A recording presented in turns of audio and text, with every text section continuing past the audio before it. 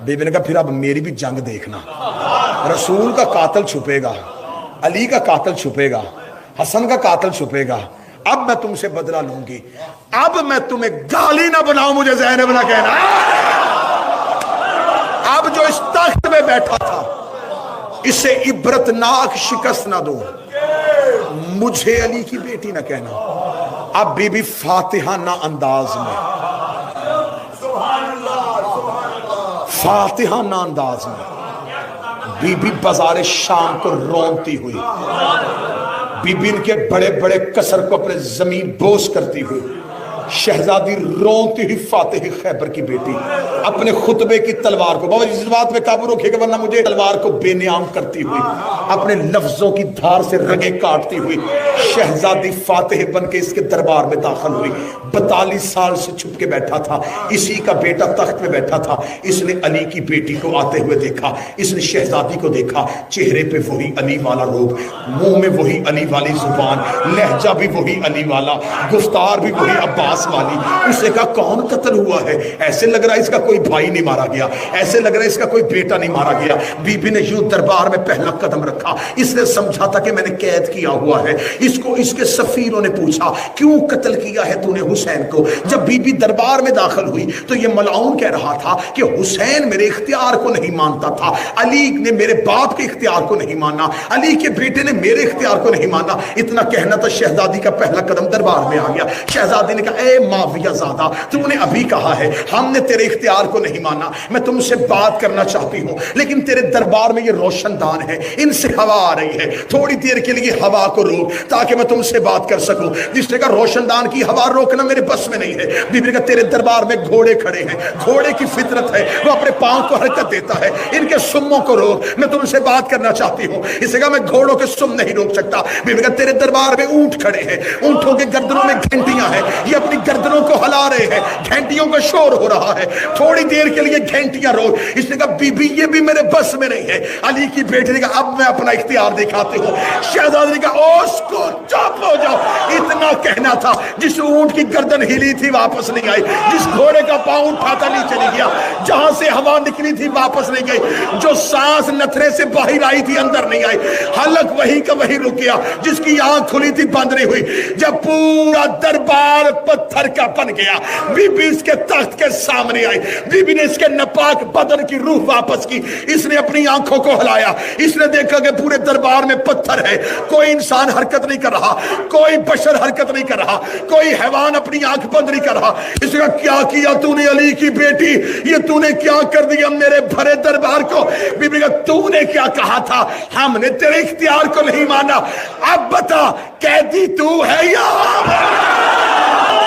कैदी तू है या हम है? अब बता हमने तेरे इख्तियार को नहीं माना था या तूने हमारे इख्तियार को नहीं माना था? हम तो मशीयत इलाही के पाबंद थे। इसने दरबार में चेहरे पे मौत की जर्दी ला के कहा अली की बेटी तूने मेरे दरबार में हर जिस्म से जान क्यों निकाल दी है? बीबी का सुन अना अज़ानु मिनल्लाह।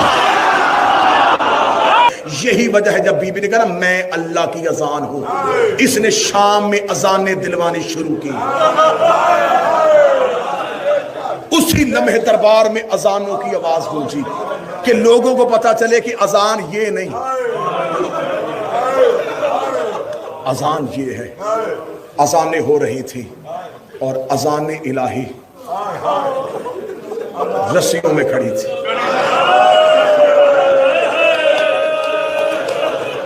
बीबी ने कहा बाबा मैं तेरी बेटी हूं। बाबा तू मदीने से चला था, तू नजफ बैठ गया, हुसैन मदीने से चला, हुसैन करबला बैठ गया। बाबा मैं अब रहूंगी शाम, अब मैं शाम से नहीं जाऊंगी। बाबा अब नहीं मैं शाम से जाऊंगी। बाबा मैंने फतह किया है, आज भी शाम के एयरपोर्ट पे उतरो। नदीम भाई आप सैयदा के हरम के नौकर हैं, आज भी शाम के एयरपोर्ट पे उतरो, शाम के रेलवे स्टेशन पे जाओ, कोई किसी का नाम नहीं ले रहा, एक ही आवाज आ रही है ज़ैनबिया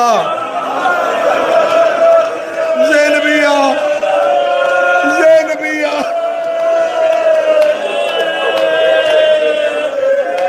جانے کیسے فتح کیا شام.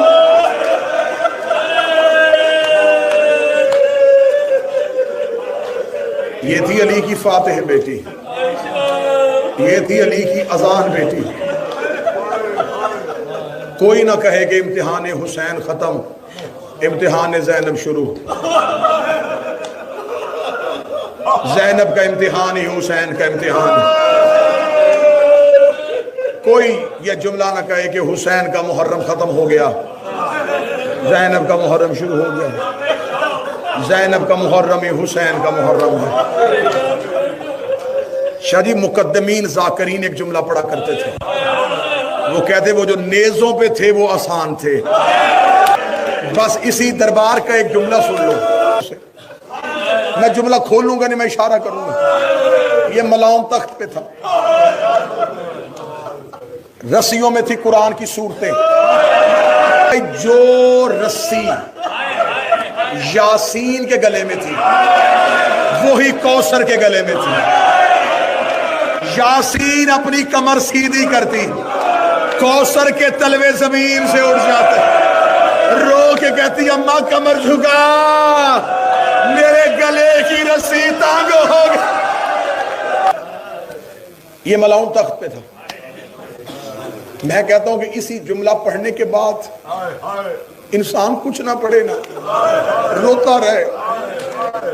غیرت مند شیعہ کے لیے پوری زندگی رونے کے لیے یہی جملہ کافی ہے کہ قرآن کی صورتیں رسیوں کے ساتھ دیوار پہ تھی. نہ جملہ سننا, یہ ملاؤں تخت میں تھا, اس کے ہاتھ میں شراب کا جام تھا, اس نے شراب کا جام نیچے رکھے گا, ان میں سے علی کی بیٹی کا.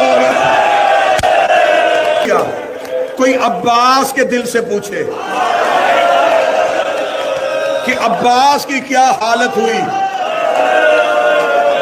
جب اس نے کہا ان میں سے علی کی بیٹی کون. ایک ملعون دائیں کھڑا تھا, اس نے کہا وہ جو سب سے آخر میں سفید سر والی ضعیفہ ہے نا, وہ ان کی کنیز ہے. اس کی کمر کے پیچھے سر رکھ کے جو کھڑی ہے نا وہ علی کی بیٹی ہے. اس نے کہا یہ سفید سر والی ضعیفہ کون ہے؟ کیا لگا یہ ان کے گھر کی کنیز ہے. اس نے کہا کنیزیں پیچھے کھڑی ہوتی ہیں, یہ اپنی مالکن کی آگے کیوں کھڑی ہے؟ اس نے کہا ہم نے پورے رستے ہی سے بڑا مارا ہے, اس نے بی بی کا پردہ نہیں چھوڑا, اس نے علی کی بیٹی کا پردہ نہیں چھوڑا. اس نے کہا میں نہیں مانتا, تم نے ظلم کیا ہوتا یہ رستہ نہ چھوڑتی, میری آنکھوں کے سامنے آزما. لوہے کی چیز لی, یہ چلا. اب میں جملہ چھپانے لگا, یہ فضا کے قریب گیا. اس نے کہا ضعیفہ علی کی بیٹی کا پردہ چھوڑ. بی بی فضا کی طرف دیکھنے لگی, آج کے دن کے لیے تو نبی سے زندگی مانگی تھی. میں نے نبی سے کہا تھا یا رسول اللہ میں تیری بیٹی کا پردہ بن سکوں. اس نے کہا پردہ چھوڑ ورنہ میں ظلم کروں گا. اس نے وہ لوہے کی چیز فضا کے سر پہ رکھی, فضا کے چاندی جیسے بال یاقوت کی طرح سرخ ہوئے. ادھر فضا کے بالوں پہ لہو کی لکیر آئی. علی کی بیٹی نے فضا کی کمر پہ سر مارا. بی بی رو کے دی اماں پردہ چھوڑ دے. رو کے کہہ دی یا ماں نہ کہ,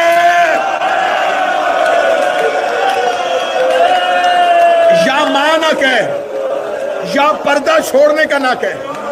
مجھے بتا آج تیری ماں ہوتی وہ تجھے اس نجس ترین ماحول میں بغیر پردے کے چھوڑتی. مر جائے گی فضا, نہیں چھوڑے گی تیرا پردہ. اور سید و احسان مانو فضا کے, اس نے پورے بازار شام میں اپنا پاؤں نہیں بدلا. یہ کہتی تھی میری غیرت کا وارہ نہیں کرتی, میں پاؤں اٹھاؤں کسی بے غیرت کی نظر زینب کے پاؤں پہ چلی. چھوڑ, شہزادی کی آواز میں پردہ نہیں چھوڑوں گی.